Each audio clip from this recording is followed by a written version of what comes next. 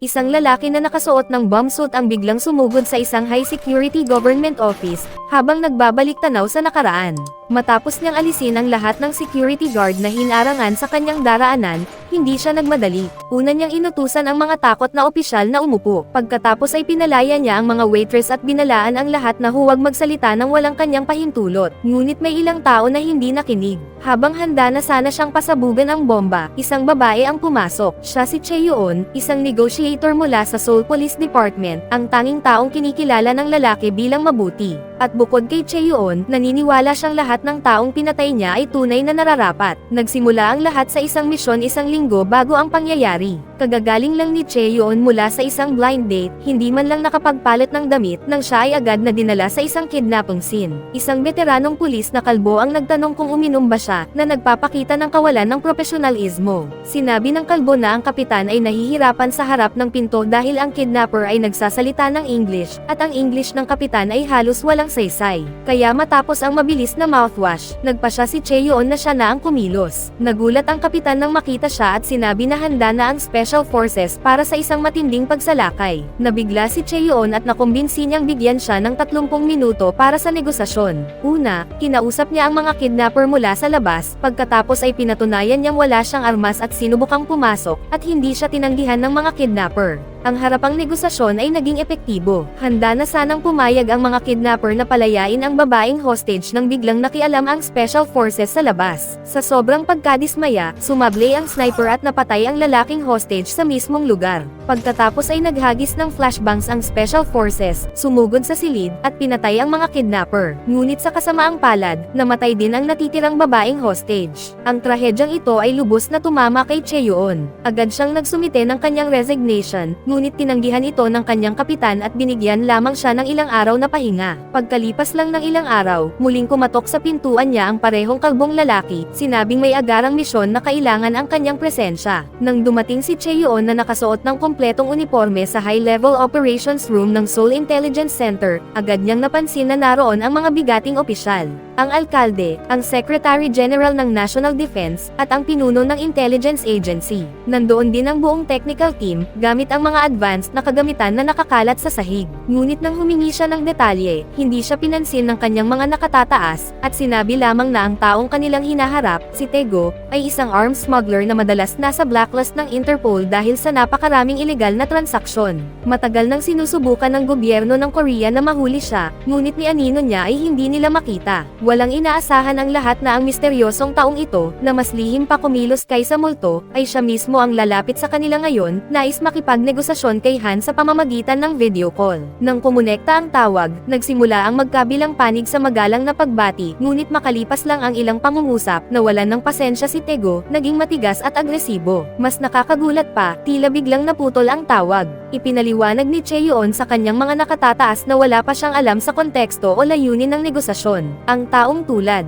ni Tae-go ay hindi basta-basta uupo at ilalantad ang lahat ng hindi nauunawaan ang sitwasyon. Nagpatuloy ang tensyon, at muling nagpadala si Tae-go ng video request. Inutusan ng Secretary General si Chae-yoon na sagutin ito. Ngunit si Chae-yoon, na hindi basta pumapayag sa ganitong asal, ay sumagot, sinabing may iba siyang aasikasuhin, at agad na ibinaba ang tawag. Pagkatapos, lumapit siya sa Secretary General na may matatag na tindig. Bilang isang profesional na negosyador, kailangan niyang malaman ang bawat detalye bago siya makakilos. Isa itong linya na hindi niya kayang tawirin. Kitang-kita ang galit ng Secretary General at agad niyang itinalaga ang isa pang negosyador, si Chief Han, para humalili. Ang biglaang pagpapalit ng tao ay labis na ikinagalit ni Tae-go. Nang kumonekta ang video call sa ikatlong pagkakataon, hindi siya nagsalita at agad na itinapat ang kamera sa isang hostage. Nanlumos si Chae-yoon sa nakita. Hindi ba't iyon ang leader ng grupo na hindi pumayag sa kanyang pagbibitiw? Kinuha ni Tae-go ang isang revolver, nais maglaro ng Russian roulette. Nilagyan niya ito ng bala, inalog, at agad na pinaputok ng walang pag-aalinlangan.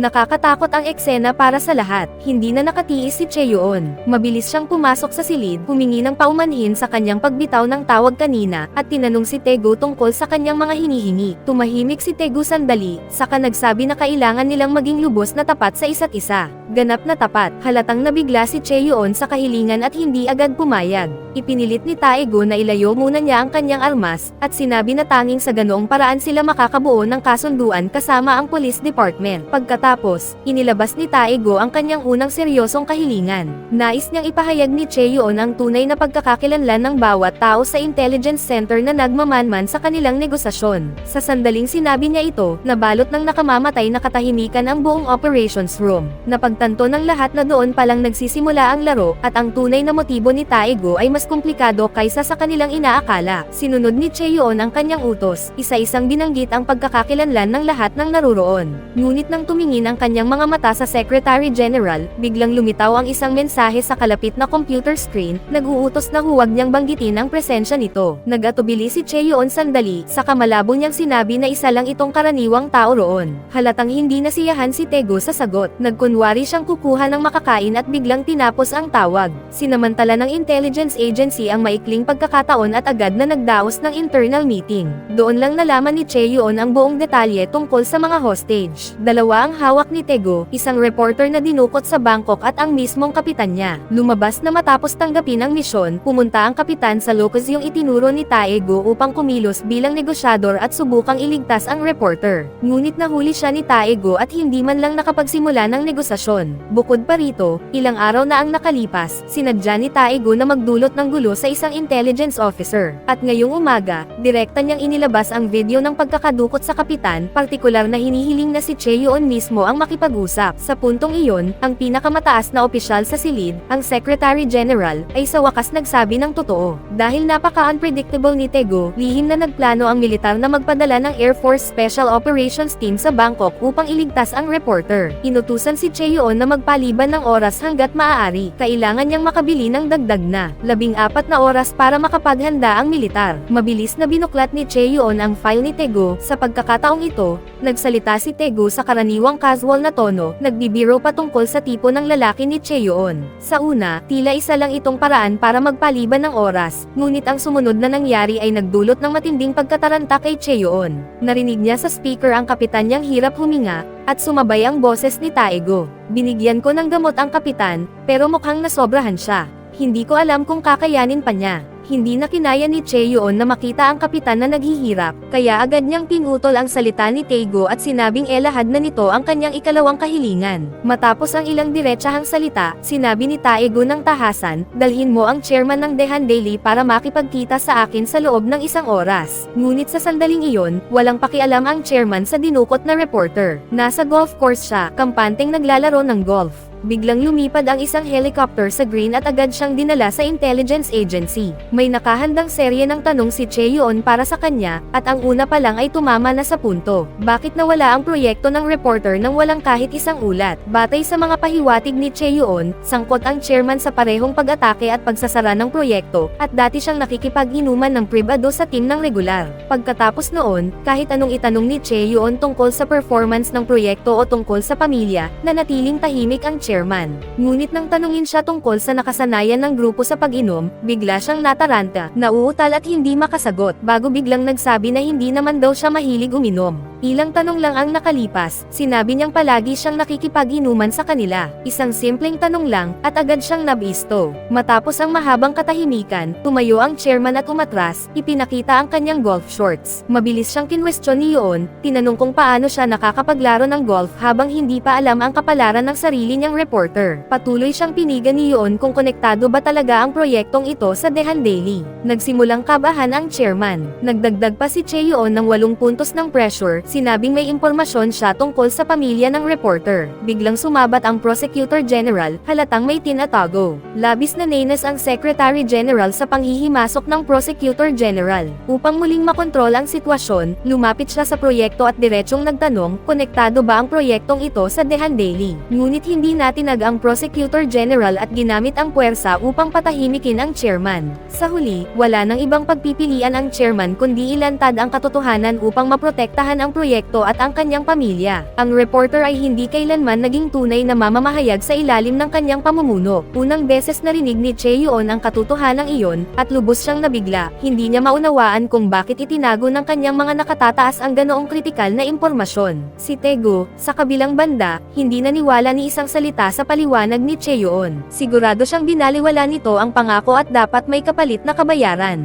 Lumapit siya ng diretso at binaril sa ulo ang team leader. Sinubukan ni Cheon ang lahat ng kanyang makakaya, ngunit hindi niya napigilan ang trahedya. Ang ugat ng lahat ng ito ay ang mga mataas na opisyal na nagkubli ng mahalagang impormasyon. Nakita ng kanyang mga tauhan ang pagkakaroon niya ng mental breakdown, kaya agad nilang pinutol ang video feed. Inutusan ang lahat na lumipat sa international waters upang maghanda para sa underwater operations. Nang medyo kumalma na siya, ngunit agad siyang pinalabas. Pagpasok nila sa kotse, doon lang nila ibinunyag ang lahat ng kanilang nalalaman. Lumabas na si Reporter Lee ay hindi totoong mamamahayag. Isa pala siyang undercover agent na ipinadala ng intelligence agency upang imbestigahan si Taego. Ang pagiging reporter ay pabalat lang. Kahit walang tunay na hostage, tinanggal siya sa misyon, ngunit wala siyang balak sumuko. Agad niyang inatasan ang kanyang team na imbestigahan ang mga lead ng arms smuggling sa Southeast Asia. Samantala, isang lihim na ahente na may galit kay Taego ang nakipag-usap sa kanya at agad na nag-alok na linisin ang kanyang criminal record kapalit ng kaligtasan ng proyekto, ang undercover agent. Ngunit agad na nakita ni Taego ang taktika ng pagpapaliban.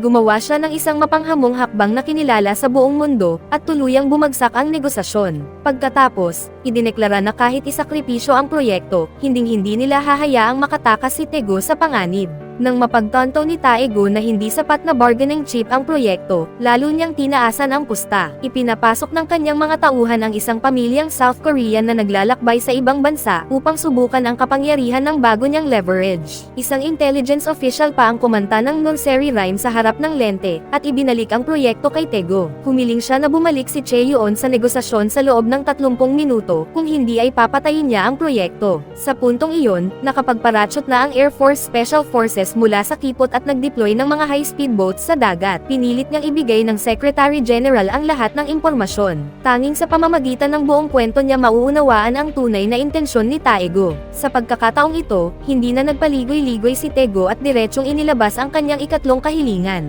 Ipasuma ng chairman ng isang electronics industry tycoon sa loob ng isang oras. Nalaman ni Cheon na dati itong naging partner at mentor ni Taego. Hindi napigilan ng chairman ang kanyang galamay.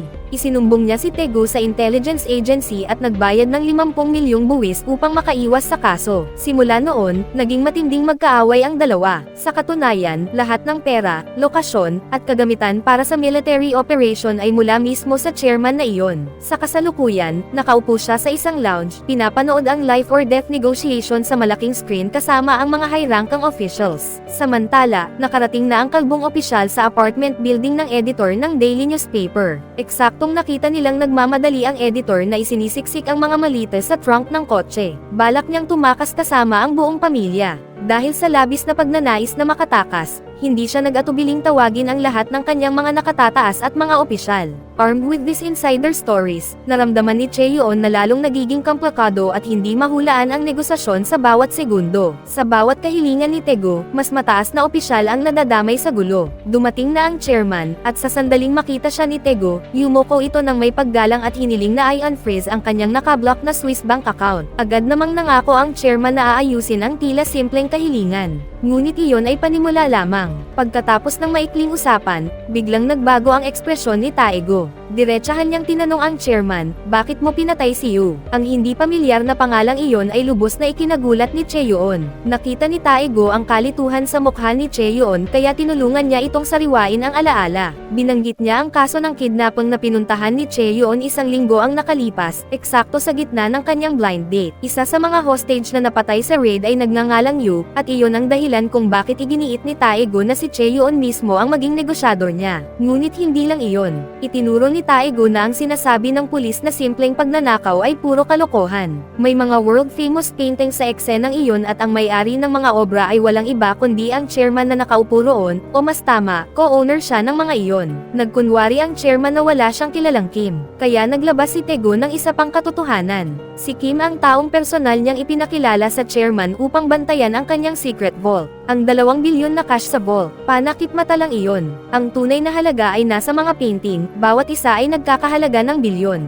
Ang buong pagnanakaw ay isa lamang malaking cover-up. Nang makita ni Tae-go na hindi pa rin sila sumusuko, inilabas niya ang kanyang trump card, isang voice recording. Malinaw na malinaw ang audio ng chairman na nakikipag-usap sa mga high-ranking officials tungkol sa smuggling at bribery na kinasasangkutan ng Director of National Security at Deputy Director ng National Intelligence Service. Lumipat ang leverage sa panig ni Tae-go, ngunit nanindigan pa rin ang mga opisyal, sinabing hindi sapat ang isang recording bilang ebidensya. Sige, dahil gusto nilang maglaro ng ganoon, inilabas ni Tae-go ang kanyang ika-4 na kahilingan. Dalhin ang Director of National Security, isang lalaking nagngangalang Huang, upang makipagkita sa kanya sa loob ng 1 oras. Kung hindi, bawat hostage ay mamamatay. Sa puntong ito, napagtanto ng mga elite na matagal nang pinaplano ni Tae-go ang lahat ng ito. Upang manatiling nakabaon ang kanilang mga maduming sikreto, naglabas si Huang ng death warrant. Patayin si Tae-go sa lahat ng paraan. Ito lang ang paraan para maprotektahan ang kanilang kapangyarihan. Samantala, tumawag si Hyuk-soo kay Chae-yoon at ibinahagi ang natuklasan mula sa call logs. Ang kanyang kapitan at ang Vice Minister of Defense ay palaging magkausap. Mas nakapagtataka pa, ang kapitan na kumikita lang ng $3,000 kada buwan ay biglang nabayaran ang lahat ng malalaking hospital bills ng kanyang asawa sa napakaikling panahon. Alam ng lahat sa silid na iyon ay galing sa maruming pera. Lalong lumala ang sitwasyon nang sabihin ng Secretary General kay Chae-yoon na hindi darating si Huang dahil nasa isang meeting siya. May 2 oras na lang bago magsimula ang Special Forces strike at lalong magiging brutal ang negosasyon.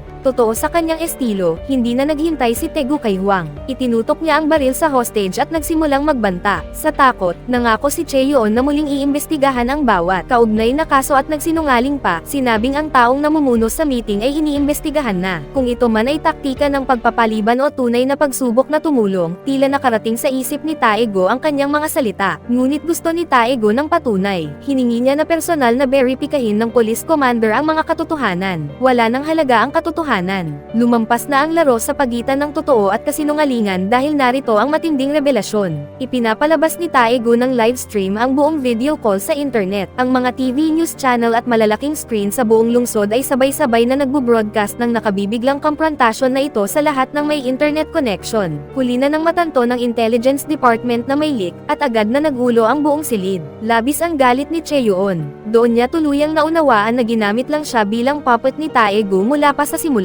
Sa sandaling iyon, binaril ni Tae-go sa binti ang project manager at nagpaalam kay Director Huang. Nangako siyang mananahimak sa loob ng 1 oras ngunit nagbabala na papatayin niya ang isang hostage kada 10 minuto pagkatapos noon. Ang karaniwang malamig na si Huang ay tuluyang nataranta, ngunit agad siyang nagluto ng plano. Maghanap ng scapegoat at utusan ang Special Forces na magsagawa ng strike kaagad. Tuluyan na siyang nawalan ng katinoan. Kapitan man o inosenteng turista, lahat ng haadlang sa kanyang interes ay dapat mamatay. Samantala, nadiskubre ng kalbong opisyal ang isang malaking piraso ng palaisipan. Si Yu, ang hostage mula sa unang eksena, ay siya palang nag-iisang babaeng miyembro ng grupo ni Tae-go. Mas mahalaga, siya ay kapatid ni Tae-go. Magkapatid silang nag-alaga sa isa't isa mula pagkabata. Eksaktong sa sandaling iyon, ginamit ng Special Forces ang satellite tracking upang salakayin ang gusali kung saan nila inaakalang nagtatago si Tae-go. Isa-isang napatomba ang mga mercenary sa pasukan. Ngunit bago pa man makapasok ang bridge team sa silid, hinila ni Tae-go ang isang lalaking balot ng mga explosibles sa harap ng kamera. Si Huang, bulag sa galit at desperasyon, binaliwala ang mga pakiusap ni Chae-yoon at iginiit na ipagpatuloy ang operasyon. Pagkatapos ng pagsabog na nakita sa screen, napabuntong hininga si Huang sa ginhawa. Napakawalang puso niya na inutusan pa ang kanyang mga tauhan na maglabas ng alak at magdiwang, walang pakialam sa mga buhay na nawala. Ngunit si Chae-yoon, bagaman nalulunod pa sa dalamhati, ay nakapansin ng kakaiba. Paulit-ulit niyang pinanood ang video at natuklasan ang nakamamatay na mali. Mali ang anggulo ng ilaw. Nabigla siya nang matanto na hindi pala nasa Bangkok si Tae-go. Narito siya mismo sa South Korea. Sinundan ng intelligence agency ang hinala ni Chae-yoon at agad na nakumpirma na pumasok nga si Tae-go sa South Korea gamit ang pekeng pasaporte. Samantala, sinundan ng kalbong opisyal ang isang lead patungo sa orphanage kung saan lumaki si Tae-go. Sa loob ng gate, natagpuan niya ang kapitan na halos wala ng buhay. Pinatibay nito ang presensya ni Taegu sa Korean soil at agad niyang ipinaalam kay Cheon. Sa oras na iyon, nakapasok na si Taegu sa gusali kung saan nagtatrabaho ang mga high-ranking officials. Paglabas niya mula sa elevator, agad niyang inilabas ang kanyang armas at nagsimula ng nakamamatay na pamamaslang.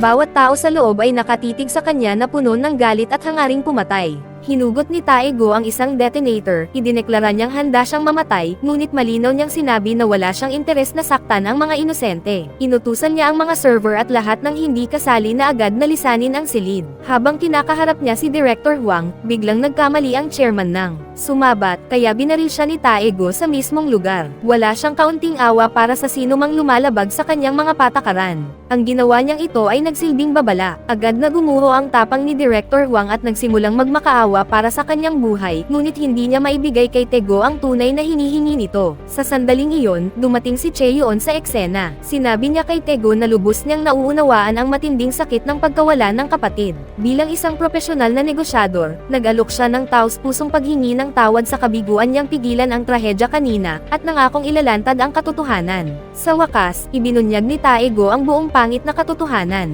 Ang kanyang kapatid na si Hyun-soo ay isa palang undercover agent na itinanam ng chairman. Palihim siyang nangangalap ng ebidensya, ngunit nadiskubre at pinaslang. Sa baluktot na damdamin ng pagkakasala, naramdaman ni Taegu na siya mismo ang naging dahilan ng pagkamatay ng kapatid dahil sa pagkakasangkot nito. Sa puntong iyon, tuluyan nang nawala ang pasensya ni Taegu at pasigaw niyang pinaalis si Cheon. Ngunit habang nagsasalita sila, isang bala mula sa sniper ang bumasag sa bintana. Tinamaan siya sa ulo bago pa niya matapos ang kanyang misyon. Sa trahedyang ito, hindi na niya nakita ang mga tiwaling opisyal na pumatay ng napakaraming buhay na makaharap ang nararapat na parusa. Agad na nagsitakbuhan ang mga opisyal papunta sa kanilang mga sasakyan, naghahanap ng masisisi. Ngunit hinarangan sila ni Cheon, hawak ang ebidensya ng kanilang mga krimen. Tinitigan niya ang mga dating makapangyarihang lalaki at binalaan silang huwag isipin kahit isang segundo na makakatakas sila o makakapagtago. Sa pagkakataong ito, wala nang awa. Dahil sa walang humpay na determinasyon ni Cheon, sa wakas ay naihatid sa hustisya ang mga tiwaling opisyal, at doon nagtatapos ang kwento. Ang pelikula ay may matatag na 7.1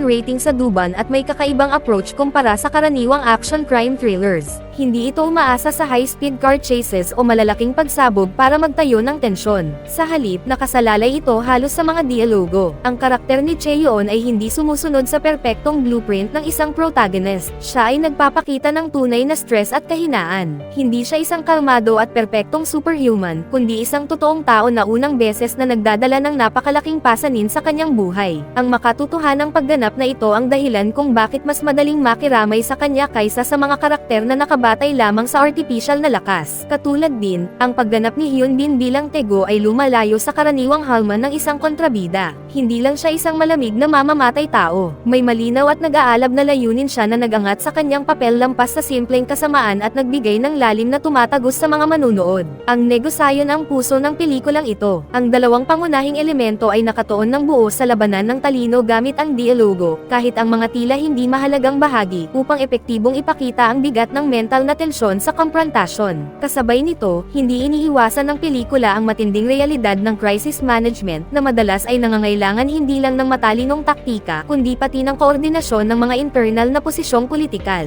Ang makatotohanang paglalarawan na ito ay nagbigay ng mas malalim na substansya sa pelikula kaysa sa karaniwang thriller. Mas kapuri-puri pa, iniiwasan ng pelikula ang malamig at brutal na komprontasyon. Ang mga karakter ay nakikipag-ugnayan na may init at pagkataon na lampas sa pagiging simpleng magkaaway. Nagdadala ito ng mas banayad at mas maselang tono sa kwento, na pumipigil dito na maging parang mekanikal na digmaan na walang koneksyong pantao. Siyempre, hindi perpekto ang pelikula. May ilang eksena sa huling bahagi na tila minadali, ngunit sa kabuuan, nagbibigay ito ng mas malalim na pagtalakay sa kung ano talaga ang ibig sabihin ng negosasyon. Ang negosasyon ay hindi lang basta pag-uusap. Ito ay tungkol sa pagtitiis sa ilalim ng presyon, pag-unawa sa puso ng tao, at pagkakaroon ng tapang na magpatuloy hanggang matagpuan ang mga pangunahing isyu. Ito ay tungkol sa pag-address upang harapin ang ugat ng problema at tugunan ang tunay na pangangailangan. Iyon lamang ang paraan upang tunay na maresolba ang isang krisis. At dyan nagtatapos ang video. Kung may iba pa kayong pananaw tungkol sa pelikula, huwag mag-atubiling mag-iwan ng komento sa ibaba.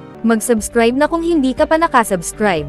Pindutin na rin ang notification bell at like button para sa marami pang Asian Drama PH recap katulad nito at mag-iwan ng comment down below.